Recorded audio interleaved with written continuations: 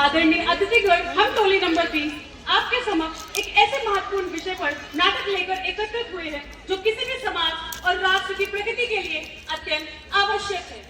विषय है महिला सशक्तिकरण, वुमेन एम्पावरमेंट।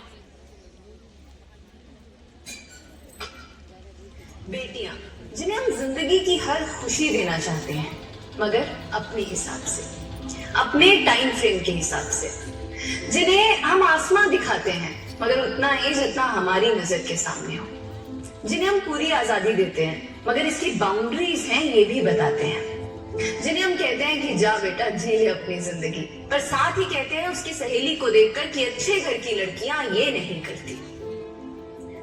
लगाकर के सारी ही पाबंदियां उड़ने को कहते हो उनसे यहाँ, विरासत में जिनको मिली बेड़ियां उनको कहते हो तुम सब यहाँ बेटियां।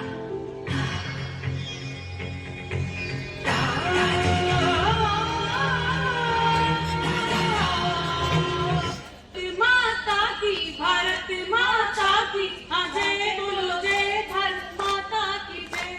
भारत माता की, भारत माता की, हाँ जय बोलो जय भारत माता की जय।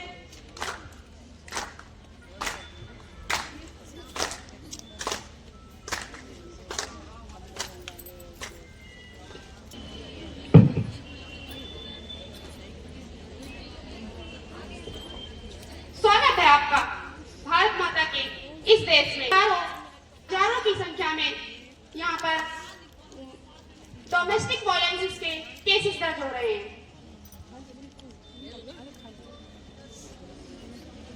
है आपका उस भारत माता के देश में जहाँ हर एक घर में एक ऐसा इंसान मिल जाता है जो महिलाओं को बोलता है कि आपको अपने सपनों के साथ कॉम्प्रोमाइज करना पड़ेगा।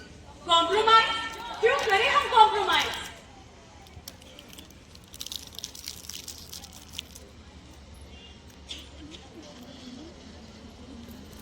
नारी हूँ मैं, नारी हूँ मैं, नारी हूँ मैं, नारी हूँ, ऐसी नारी हूँ जो आज भी समाज की नजरों में बेबस और बेचारी हूँ। एक दिन आएगा जब हम अपने पैरों पर खड़ा होकर दिखाएंगे, एक दिन आएगा जब हम अपने पैरों पर खड़ा होकर दिखाएंगे। उस दिन इस समाज को अपनी सोच बदल कर दिखाएंगे, सोच बदल कर दिखाएंगे। अरे जब समाज को ही तुम्हारी नहीं पड़ी तो तुम सबकी सोच बदलने पर क्यों हो अड़ी? हमारे साथ ऐसा ही होता आया है और ऐसा ही होता रहेगा। बड़े अफसोस के साथ कहना पड़ रहा है कि हम महिलाओं के प्रति समाज के लोगों की सोच कभी नहीं बदल सकती।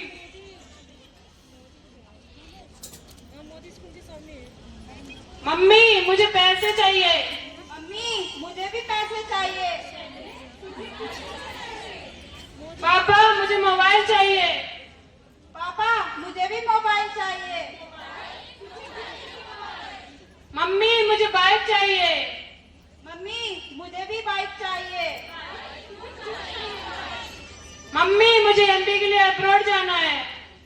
मम्मी मुझे भी एमबीए के लिए अब्रॉड जाना है। अरे बेटी तू विदेश जाकर क्या करेगी? 40 लाख रुपए का खर्चा आएगा, फिर तू वहाँ से आएगी, तेरा रिश्ता तय हो जाएगा और मुझे दहेज के लिए पैसे भी तो लाने होंगे और मैं तू शादी करके ससुराल चली जाएगी। क्या करेगी पढ़ के? बेटा लेकिन हम तुम्हें विदेश भेजेंगे।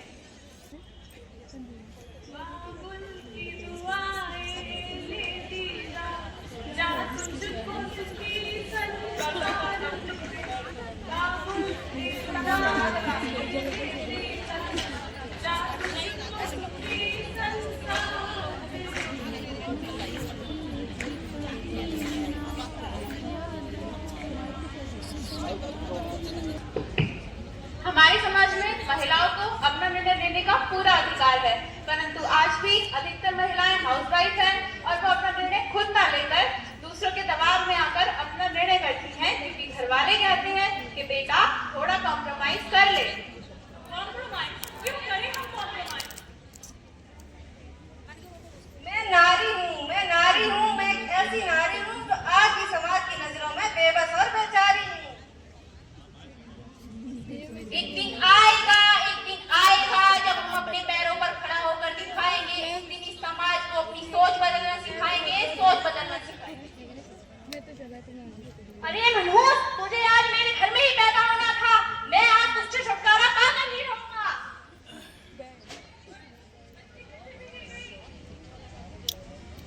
अरे सुनते हो, देखो गड्ढे में बच्ची गिर गई।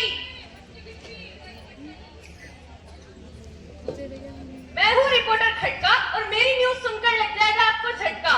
आप देख रहे हैं T20 न्यूज। अभी अभी खबर मिली है, एक नवजात बच्ची को किसी ने गड्ढे में फेंक दिया है।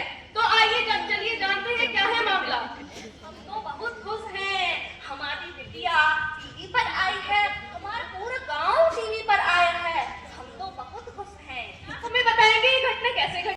खेलने जा रही थी और गड्ढे में गिर पड़ी। बुड्ढा झूठ बोल रहा है। नहीं नहीं, हम झूठ नहीं बोल रहे हैं।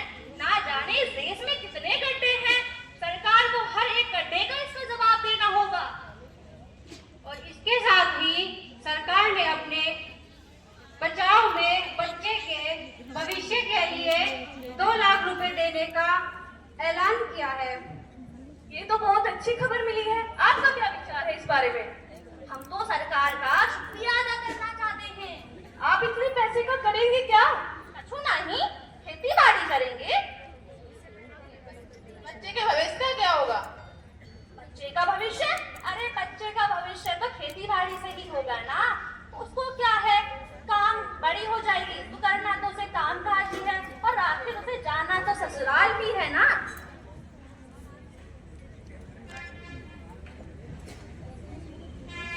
देखिए, आज भी हमारे देश में कितनी सारी लड़कियां हैं जो आज भी स्कूल नहीं जा पाती है। सरकार द्वारा चलाए गए सर्व शिक्षा अभियान के तहत ये 8वीं तक सरकार द्वारा चलाए गए सर्व शिक्षा अभियान के तहत भी फिर भी माँ बाप उनको स्कूल नहीं भेजते हैं और बोलते हैं बेटा तुम थोड़ा कॉम्प्रोमाइज करो। कॉम्प्रोमाइज क्यों करे हैं? कॉम्प्रोमाइज बेटियों की विदाई के लिए हमारी सोसाइटी में आज्ञाकारी सबसे बड़ा टाइटल है जो एक औरत को मिलता है, बहू हो या बेटी, क्योंकि उसे सिर्फ और सिर्फ एक आदमी का कहना मानना होता है। एक लड़की अपनी जिंदगी में क्या करना चाहती है, कैसे जीना चाहती है, उसके लिए उसे किसी आदमी की परमिशन लेने की जरूरत नहीं होनी चाहिए। उस दिन जेंडर इक्वालिटी होगी। मेरी पहचान मैं हूँ।